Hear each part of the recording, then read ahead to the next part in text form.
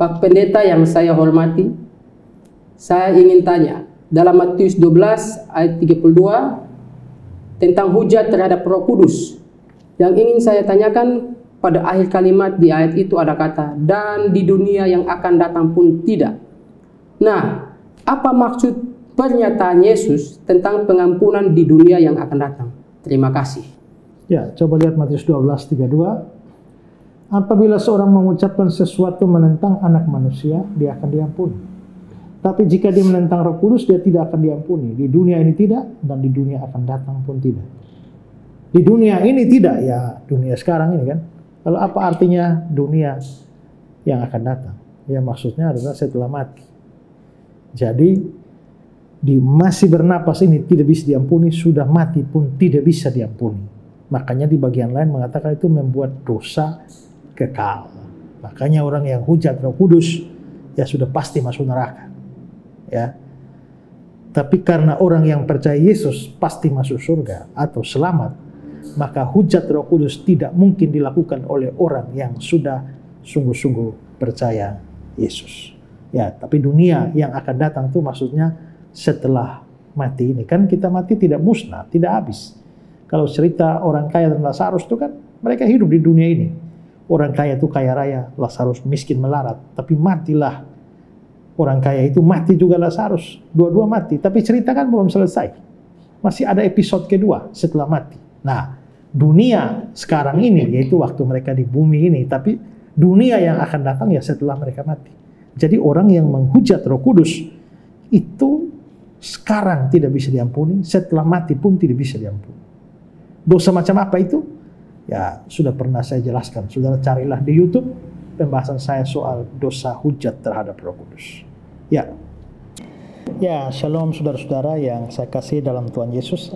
Pada kesempatan ini saya ingin memberikan informasi kepada saudara-saudara bahwa pada tanggal 30 Januari nanti tahun 2023 saya berencana untuk memimpin sebuah tour Holy Land ke 3 negara sekaligus, yakni Mesir, Israel, dan Yordania. Itu selama 13 hari dimulai dari tanggal 30 Januari. Dan kita akan mengunjungi 3 negara itu dan mengunjungi tempat-tempat yang penting di dalam Alkitab. Dan juga saya meminta kepada teman-teman yang mengatur perjalanan ini untuk mencantumkan atau memasukkan dalam daftar kunjungan beberapa tempat yang jarang dikunjungi. Salah satu misalnya di Mesir, yaitu Alexandria, Mesir. Nah, Alexandria, Mesir itu adalah satu kota penting pada masa lampau, di mana di Alexandria itulah suatu kota yang boleh dianggap sebagai kota yang sangat-sangat berpendidikan. Pusat pendidikan zaman kuno ada di sana. Apolos itu berasal dari Alexandria. Juga Alkitab Septuaginta, Perjanjian Lama berbahasa Yunani, itu dikerjakan juga di Alexandria. Dan masih beberapa tempat yang lain, baik di Mesir, di Yordania maupun di Israel, yang jarang dikunjungi oleh tur-tur yang lain. Saya minta untuk dimasukkan ke sana.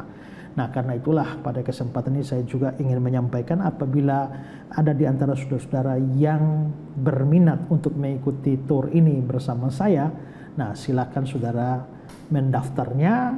Nah, di layar saudara ini ada nomor kontak yang ada, Ibu Tarisa dan Pak Mikael. Saudara boleh mengkontak nomor-nomor ini dan menanyakan informasi lebih lanjut atau mendaftarkan nama saudara untuk ikut dalam tour ini mulai 30 Januari 2023 dan sepanjang 13 hari ke depan.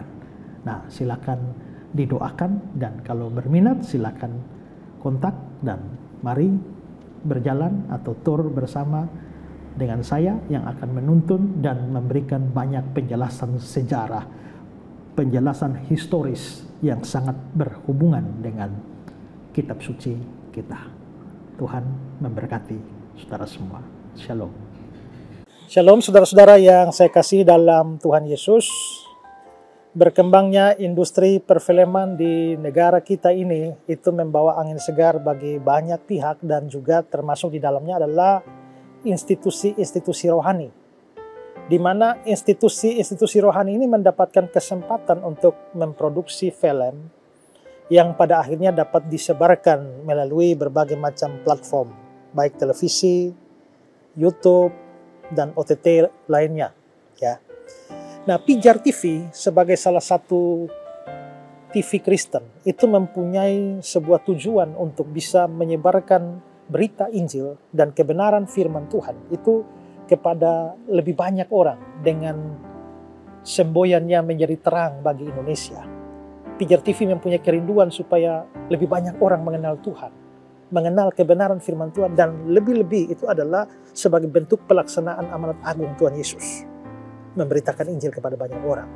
Nah, tentu saja memberitakan Injil itu bisa dengan berbagai macam cara. Tapi dengan berkembangnya industri perfilman ini, maka Pijar TV itu mempunyai kerinduan untuk memproduksi sebuah film rohani yang syarat dengan pesan Injil maupun juga pengajaran firman Tuhan. Karena itu Pijar TV bekerja sama dengan Yayasan Karya Bakti Esra Soru, juga dengan Gereja GKN Revival, dan juga dengan YGP itu berencana memproduksi sebuah film rohani pada bulan Desember yang akan datang dan diproduksi di Kota Kupang dengan judul Suatu Hari Nanti.